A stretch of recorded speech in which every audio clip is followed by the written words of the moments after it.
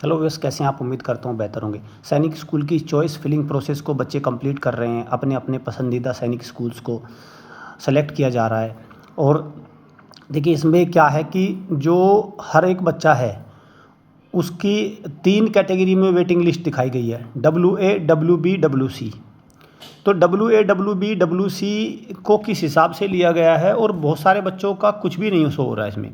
मतलब WA में कुछ नहीं है, WB में कुछ नहीं है, WC में कुछ नहीं है। सबसे पहले समझिए WA क्या है। WA का मतलब है आपकी जनरल कैटेगरी में रैंक। जैसे कोई जनरल का बच्चा है तो जनरल कैटेगरी में आएगा। WB का मतलब क्या है? WB का मतलब है आपकी रिजर्वेशन कैटेगरी में रैंक। जैसे कोई SC कैटेगरी का है, ST का है, OBC का है, डिफेंस का है, उसकी कैटेगरी में क्या है। और WC का मतलब है प्राइवेट सैनिक स्कूल के लिए 40% वाला है, उसको साइड करिए।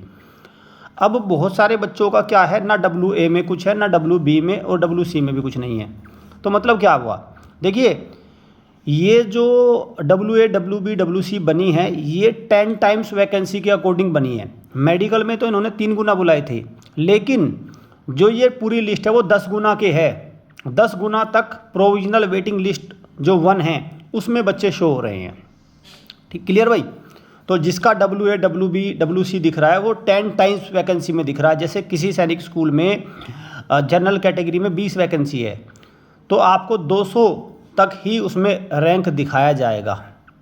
ठीक, तो ये है इसकी कहानी।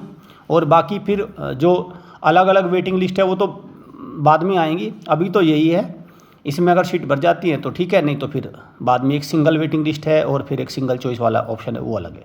और चैनल को सब्सक्राइब कर लो, बेल आइकन पे क्लिक कर लो, क्योंकि जो छोटी छोटी बातें हैं, छोटी छोटी बारीकियां हैं ई काउंसलिंग को लेकर, सैनिक स्कूल में एडमिशन को लेकर, इस चैनल से आपको सबसे बेहतर तरीके से मिलती रहेंगी। धन्यवाद।